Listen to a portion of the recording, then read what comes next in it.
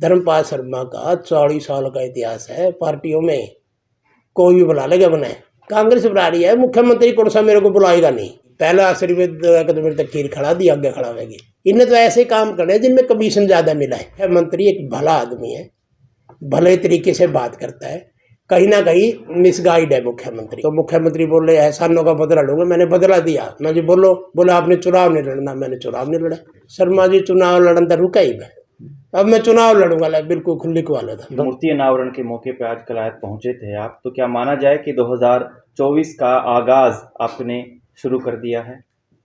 आज एक धार्मिक प्रोग्राम था जी, भगवान विश्वकर्मा की मूर्ति की स्थापना की है, और मेरे को भी एक सेवक के रूप में वहाँ पे बुलाया था। जी, भगवान विश्वकर्मा का जो समाज है, मतलब एक प्रेरणादायक भगवान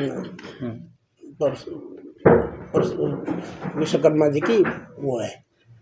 उन्होंने पूरे सृष्टि में संरचना करी, रचना करी। एक बहुत बड़े वास्तुकार भगवान विश्वकर्मा जी थे, और आज इन्होंने मेरे को बुलाया, और जो हर जिला से हरियाणा के इनके प्रतिनिधि आए हुए थे, सारे प्रतिनिधियों में जो जोश मैंने महसूस किया, एक कमाल का जोश हर आदमी के चेहरे पे था, और एक तड़प थी भी हमारे को पीछे छोड़ दिया गया।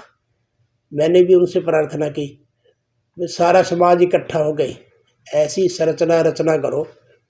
और आज जैसे भगवान विश्वकर्मा जी को आह्वान किया जाता था, आज आह्वान किया भगवान विश्वकर्मा जी का, जिसमें उनसे प्रार्थना की गई है कि कलायत हल्का में बहुत स्कोप है काम होने के, और हमारे युवाओं को रोजगार देने के। उसके लिए राजनीतिक ताकत थोड़ी जरूरी है। सरकार के खजाने कभी खाली नहीं होते। सरकार जो विधायक मांगता है उसको देती है, लेकिन मांगने वाला ठीक हो, उसको पता हो भी क्या मांगा जाए। मैं आपको एक उदाहरण देकर समझाता हूँ। अकबर के दरबार में बिरबल उनके मंत्री थे। बिरबल के साथ अकबर की कोई बहस हो गई, तो उसमें बिरबल हारे, अकबर जीत गए। तो अकबर ने बोला भाई आपको जुर्माना देना पड़ेगा इस काम के लिए। बिरबल बोला ठीक है, लेकिन जुर्माना मैं आप किसी मंत्री को डेपुट करोगे, वो मंत्री मेरी पसंद का होना चाहिए। अकबर ने बोला भी ठीक है। तो अकबर ने एक मंत्री को डेपुट कर दिया, जिसको बिरबल ने नाम सुझाया इसको। तो उसने कहा, मंत्री ने, सभा हो गई, बोला 20 रुपये जुर्माना है। 20 जो तो सोने की मोहर होती थी। बिरबल पूरे 20 रुपये जेब में लेके आया था, 20 रुपये दे दिए। अकबर बोला भाई ये जुर्माना कैसे किया मंत्री ने, तेरी मंत्री से बात हुई होगी? बोला ना मेरी तो कोई बात नहीं। फिर बोला 20 रुपये कैसे किया? बोला इसको गिनती ही 20 तक के आवे थे। ये जो अब मौजूदा राजनीति है ना, इनको गिनती कम आवे। क्या इशारों में मतलब मंत्री जी तो गिनती 20 तक आती है, जो मंत्री मुख्यमंत्री बात जाती नहीं मानने के लिए 20 से ज़्यादा मुख्यमंत्री जी पे तो जाती है। अब मेरे से सच्चाई को आ लो, कोई बात नहीं। मुख्यमंत्री को इन पे शक है कि ये पैसा दुरुपयोग होगा, सही जगह पर नहीं लगेगा, इसलिए मुख्यमंत्री इनको फंड रिलीज नहीं करते। मेरे को तो कभी रोका नहीं, जो छोटी सी पर्ची पर लिख के दे दिया वही काम हुआ।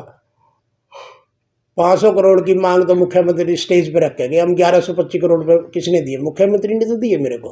मैं कौन था? मैं तो आ रहा हुआ आदमी था, बेशक मैं प्रदेश का उपाध्यक्ष था, लेकिन चुनाव तो मैं हार गया था। ये मुख्यमंत्री ने तो मेरे को इतना बड़े पैसे दिए, और वो पैसे दिए आप लोगों के कारण, मेरे साथियों के कारण वो पैसा आया। वो सारा पैसा उपयोग में आया। मैं 1125 करोड़ रुपये लेके आया। कोई एक आदमी ढूंढ डाइयो ये कह दे 11 रुपये 25 पैसे खाए हैं धर्मपाल शर्मा ने। मैं ये राजनीति शर्मा जी, कलायत के लोग ये कहते हैं जो भी नेता आता है कलायत के लोगों के साथ विश्वासघात करके चला जाता है। क्या मानते हो क्या कलायत में विकास हुआ? अगर हुआ तो किसने करवाया? कलायत में विकास हुआ पिछले 5 सालों में, सच है। ये विकास धर्मपाल शर्मा ने नहीं कराया, कलायत के लोगों ने करवाया। 66 के 66 गांवों के लोग, कलायत के लोग, राजौंद के लोग, सिरदा के लोग, अपना बाड़ू के लोग, बड़े बड़े नगरों के सारे लोग साथ लग गए। साथ लग के उन्होंने मांगे मानी और लोगों का इंटरेस्ट था काम होने में, तो काम हो गया। कलायत हल्के को हरियाणा का सबसे पिछड़ा हल्का मानते थे, लेकिन मुख्यमंत्री जी ने और कलायत के लोगों ने कमाल कर दिया। मतलब बीच का माध्यम था बस। मैं नहीं मानता, मैं मेरे को श्रेय नहीं देता इस बात का। ये काम तो लोगों की वजह से हुआ, भगवान कपिल मुनि की दया दृष्टि रही। कलायत से विधायक है और मंत्री जी हैं, वो कहते हैं कलायत को विलायत बना देंगे। बड़ा तो दी विलायत, विलायत में तो जान लग रहे हैं गामा के छोरे। कोई अमेरिका जावे, कोई बीच में बेचारा फंस के खड़ा हो जाए, कोई कुछ अपनी जमीना बेच के विलायत में जान लग रही। विलायत बना दी, ये तो सच्ची कही है। पहली सच्चाई बोली, विलायत तो बना दिया। शर्मा जी, एक सवाल रहेगा कि मंत्री जी ने कलायत इलाके के अंदर कोई विकास करवाया आपकी नज़रों में अब तक? विकास तो नहीं कराया जी। जो पुराने काम है वो भी अधूरे पड़े हैं। विकास की नीति नहीं है, नीति से विकास होगा। लोग तो मांग मानते हैं, लेकिन मुझे तो विकास की कोई बात लगती नहीं।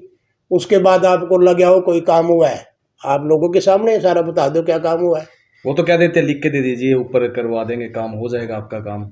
ऊपर तो खुद ही नहीं है, खुद मंत्री है, हरियाणा सरकार है, ऊपर कहाँ जाना है, तो खुद मंत्री है।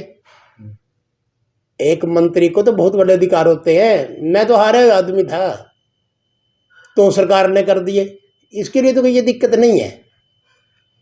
रणनीति क्या है शर्मा जी की, अब रणनीति क्या होगी? मेरी रणनीति, मेरे को जो मेरे साथी कहेंगे, जो कलायत के लोग कहेंगे, मैं तो लोगों के पीछे पीछे हूँ।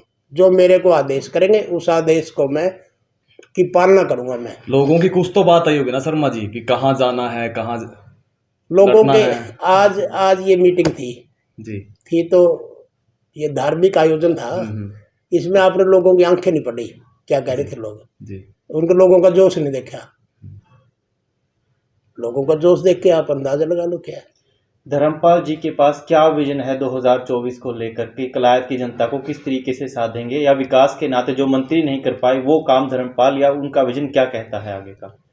धर्मपाल का विजन और हमारे साथियों का विजन, बल्कि मैं साथियों भी छोटी बात कह दी मैंने, पूरे हलके का विजन ये है कलायत में विकास हो, रोजगारोमुखी विकास हो। अब रोजगार कैसे स्थापित करें, मैं ये बात कई बार दोहरा चुका हूँ, आज भी मेरे दोहराने में कोई हिचक नहीं है। मुख्यमंत्री जी ने कलायत को डी कैटेगराइज किया था। डी कैटेगराइज में 50% तक सब्सिडी है उद्योगों पे। हमने उद्योगों को बढ़ाना है, एक उद्योगों का ऐसा दर्जा दिलवाना है कि यहाँ पर उद्योग लगे। मैं ऐसी स्थिति पैदा कर सकता हूँ लोगों के साथ मिलके कि कलायत हल्का के लोग किसी पे रोजगार मांगने ना जाए, सरकार के पास भी नहीं। कलायत हल्का अपने रोजगार खुद स्थापित करे। कलायत हल्का में रॉ मटेरियल भी है, इतनी बड़ी कनेक्टिविटी है, नेशनल हाईवे के ऊपर भी लगता है। अब तो यह दूसरी कटरा से, दिल्ली से कटरा रोड बन गई, एक्सप्रेस हाईवे इस पे लगता है। कलायत में तो इतने स्कोप है कामों के। एक तो रिहायशी तरीके से इसको बढ़ाना हमने, एक औद्योगिक नगर और एक धार्मिक में लगा लो आप। भगवान कपिल मुनि यहाँ स्थापित है, भगवान रविदास जी की कितनी बड़ी वो है यहाँ पे, महाराणा प्रताप जी का कितना बड़ा वो है यहाँ पे। तो ऐसी स्थिति पैदा कर सकते हैं हम, युवा बच्चे मेरे साथ लग के, हम सभी लग के ऐसी स्थिति पैदा कर देंगे। कोई महाराष्ट्र से आएगा, कोई उड़ीसा से आएगा, कोई बंगाल से आएगा, भाई हम कलायत से आएंगे। क्या इस विजन के लिए आप मंत्री जी से नहीं मिले? आपकी बात नहीं होती क्योंकि आप भी भाजपा में हैं, आप भी सत्तारूढ़ दल के साथ हैं, आपकी कभी बात नहीं हुई उनसे? मैं सच्चाई बताऊं, जब मेरे को टिकट नहीं दी बीजेपी ने, इसको टिकट मिल गई, उस दिन ये मेरे घर आई थी। उसके बाद ना मैंने शक्ल देखी ना उसने मेरी देखी, मैंने भी नहीं देखी, वो भी कहाँ से कभी आमना सामना हो जाए शर्मा जी उनके साथ, फिर क्या होगा? आमना सामना तो वो मंत्री भी है, औरत भी है, तो मैं तो इज्जत रिस्पेक्ट ही करूंगा। शर्मा जी 2024 का चुनाव, आशीर्वाद लेंगे द्वारा आएंगे मैदान में आपसे। शर्मा जी आशीर्वाद दीजिए, मंत्री जी आएंगे आपके पास, दादाजी आशीर्वाद दीजिए। तो आशीर्वाद देंगे? ब्राह्मण बार बार आशीर्वाद कैसे देगा जिसके साथ उसने इतनी बड़ी, पहला आशीर्वाद तो मेरे तक खीर खड़ा दी, आगे खड़ा होगी, फिर उसी के लिए आशीर्वाद मांगे। आप कह रहे हो शर्मा जी आपके टाइम में विकास हुआ, अब विकास नहीं हुआ, क्या मंत्री की चलती नहीं है क्या? मैं रणदीप जी इन्हीं बातों में मैं मेरे को डिफर करता हूँ आप लोगों से। मंत्री की चले नहीं, वो सरकार का भाग है, खुद है, मंत्री की भी नहीं चले कर दी। लेकिन चक्कर दूसरा जो तुमको आप लोग कहलवाना चाहते हो मेरे से, वही है चक्कर। इन्हें तो ऐसे काम करने जिनमें कमीशन ज़्यादा मिला है। ये बिल्डिंगें खड़ी करके तो कमीशन कम मिलेगा, ये तो दिखेंगे लोगों ने। इन्हें तो नीचे के दबिया, नीचे पाइप दब गए, नाली बन गई, गलियाँ बन गई। ये तो चाहे PRI का पैसा, डिस्ट्रिक्ट प्लान का पैसा इन पे लगता रही, तो इनमें गली नाली तो आराम से बन जाती है। बिल्डिंगें खड़ी करो, रोजगार की बिल्डिंगें खड़ी कर दो जहाँ हमारे बच्चे पढ़ें भी। ऐसे हमने 4 स्कूल हायर सेकेंडरी बनवाए किलायत हल्का में, हमने 10 स्टेडियम बनवाए, इतने बड़े बड़े बिजली घर बनवाए। तो किलायत में और राजौद में म्यूनसिपल कमेटी का इतना बड़ा ऑफिस बना, कैथल में भी नहीं है, डिस्ट्रिक्ट हेडक्वार्टर में भी ऐसा वो नहीं है। इन्होंने अपनी करामात दिखा तो दी। कैथल में यूनिवर्सिटी बनी, यूनिवर्सिटी मुंदरी में बन गई। वो जगह भगवान वाल्मीकि से संबंध रखती थी, ठीक है, मान गए हम। उसके बाद वो हॉस्पिटल था, जो मेडिकल हॉस्पिटल है, तो वो कहाँ गया? वो भी कैथल से भी 10 किलोमीटर आगे। क्यों? हमारे बत्ता, तितरम, अरसोड़ा, प्योदा, चंदाना, कितने गांव आवे इस पे नेशनल हाईवे पे, और कैथल के बिल्कुल इन टच 1 किलोमीटर से शुरू हो गए। तो इनमें क्यों नहीं डिस्ट्रिक्ट का जो इतना बड़ा हॉस्पिटल बनेगा, मेडिकल सेंटर बनेगा, इनमें क्यों नहीं बना? वो तो कहते कैथल में जाना था, वो तो ना सर। क्यों जाना था कैथल? नहीं, ऐसी कोई बात नहीं है। नहीं, तो शर्मा जी ऐसी बात नहीं है। ये तो कोई कुछ कही जाओ, ये तो कहने की बात है। कैथल में क्यों जाना था? जो यहाँ था नुमाइंदी, प्योदा भी तो कैथल में ही है, इसी नेशनल हाईवे पे बाईपास भी तो कैथल में ही है, तो कैथल में बढ़ सकता था। इससे इनकी पता लगा, देख लो क्या है इनकी। जो यहाँ से नुमाइंदी करी है मंत्री कमलेश डांडा जी, तो वो मजबूती से आवाज नहीं उठा पाई, जो ये एड बड़ा हुआ है यहाँ से वहाँ चला गया। अब समझो आप बात को, हर बात के पीछे अलग ही बात छुपी है, जो जनता भी जाना और आप लोग भी जानो।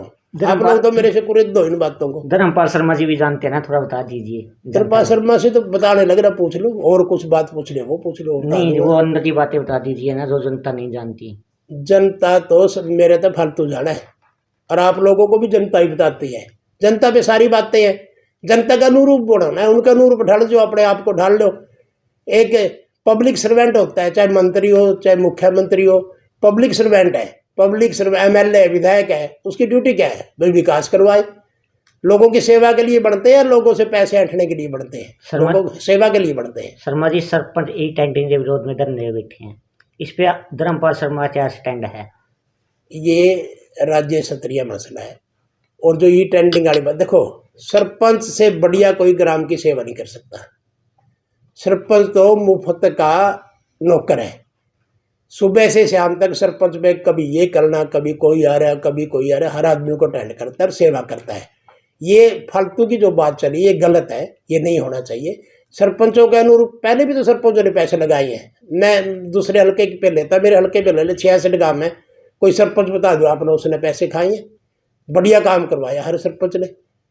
तो ये युवा बच्चे हैं, इनको क्यों सड़कों पे लेके जा रहे हो? इसको तो हल करके एक पास से करना। सरकार के फैसले से खुश नहीं हो आप? ये टेंडरिंग के समर्थन में नहीं हो? फिर मैं ये टेंडरिंग के समर्थन में कतई नहीं हूँ। मैं तो सरकार से भी अनुरोध करता हूँ, इनको क्यों सड़कों पे लेके आ रहे हो? इस मसले को हल करो जल्दी। अगर हल जल्दी करोगे तो तभी गांवों का विकास होगा, नहीं तो विकास फिर रुक जाएगा। गांवों का विकास कैसे होगा?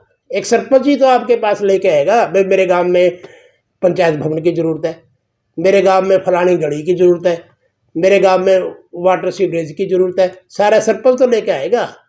अब मेरे विचार में सरपंच कभी ऐसा नहीं होता जो पैसा खाए। शर्मा जी, एक तरफ तो मुख्यमंत्री कहते हैं कि टेंडरिंग बिल्कुल सही है और ऐसी लागू रहेगी, दूसरी तरफ आप भी कहते हो मुख्यमंत्री के साथ आपकी अच्छी बोलचाल अच्छी बनती है, उसके बाद आप उसके समर्थन में नहीं हो? फिर आप मुख्यमंत्री एक भला आदमी है, भले तरीके से बात करता है, कहीं ना कहीं मिसगाइड है मुख्यमंत्री। आप देखो नहीं, पंचायत मंत्री के देवेंद्र बबली कैसी कैसे वो देता है, सरपंचों को कैसी कैसी उपमा देता है, ये बात थोड़ी है। मंत्री है वो, अपनी औकात में रहे। ये देखे मैं क्या कहने लग रहा हूँ, वो भी तो सुन के आया होगा टोड़ा हल्के से। और ये सरपंच है 7,000, ये चुन के आए हैं, चुने हुए प्रतिनिधि, इनको काम करने खुल दो, उनको काम करने का मौका दो, ये काम करेंगे। और मैं सरकार से दोबारा फिर प्रार्थना करता हूँ इस मसले को जल्दी से जल्दी हल करके सरपंचों को अपने गांवों में भेजे और ये काम कर सके, गांवों का विकास कर सके। शर्मा जी, प्रदेश के राजा को कौन गुमराह कर सकता है? मैं तो इसका खुद भुक्तभोगी हूँ, मुझे तो पता है। किसने कर दिया गुमराह? मैं नाम नहीं लूंगा, लेकिन मैं तो भुक्तभोगी हूँ। मेरे से क्यों गलबाते हो? जनता भी सुनेगी ना, देखेगी भी तो ना जी। जनता तो देखने लग रही है, जनता तो देखने लग रही है। मुख्यमंत्री को अपने विवेक से फैसला लेके, इन बबली जैसे लोगों की सुन के नहीं, अपने विवेक से फैसला ले। और इस बात का मैं तो कहूँ जैसे भी हो कम ज़्यादा करके इसको जल्दी हल करें। शर्मा जी 2019 का चुनाव हुआ था, मुख्यमंत्री ने उस टाइम धर्मपाल के लिए विवेक से फैसला नहीं ले पाए। मुख्यमंत्री पहली पसंद होते जब यहाँ वो आए थे। मुख्यमंत्री अकेला नहीं होता, संगठन है, संगठन के लोगों का फैसला है और मैंने उसको स्वीकार किया। मुख्यमंत्री जी ने मेरे को आदेश दिया, भाई आप क्या करोगे? मैंने कहा जी आपके एहसान है मेरे ऊपर। तो मुख्यमंत्री बोले एहसानों का बदला लूँगा। मैंने बदला दिया। मैं जी बोले आपने चुनाव नहीं लड़ना। मैंने चुनाव नहीं लड़ा। तो मुख्यमंत्री क्यों करता हूँ मैं कदर? मेरा पर्सनल कोई काम नहीं मैंने मुख्यमंत्री से आज तक भी करवाया। मुख्यमंत्री तो अभी 2024 में इनकार कर देंगे जी। 2024 का चुनाव भी आएगा। मुख्यमंत्री 24 में इनकार कर दें, शर्मा जी चुनाव मत लड़िए, हम अपना नुमाइंदा उतार देंगे, फिर क्या करोगे? शर्मा जी चुनाव लड़न तो रुका ही यानी मुख्यमंत्री की चलेगी नहीं? नहीं चलेगी तो चुनाव लड़ना तो बतेरे तरीके हैं। अब मैं चुनाव लड़ूंगा, बिल्कुल खुली को वाला था। 2024 का चुनाव लड़ेंगे। आजाद पार्टी संगठन धर्मपाल शर्मा का 40 साल का इतिहास है पार्टियों में, कोई भी बुला लेगा बनाए, ये चिंता ना करो। चर्चा ये कांग्रेस बुला रही है जी। कांग्रेस बुला रही है, मुख्यमंत्री कौन सा मेरे को बुलाएगा नहीं। तो आप तो विश्वास है जी मुख्यमंत्री द्वारा आप तो बुलाएंगे? मैं विश्वास है पूरा। अब तो मेरा विश्वास की बात छोड़ो, अब तो लोगों का विश्वास किस पे जमेगा वो होगा। लोग चाहेंगे किससे लड़ना है।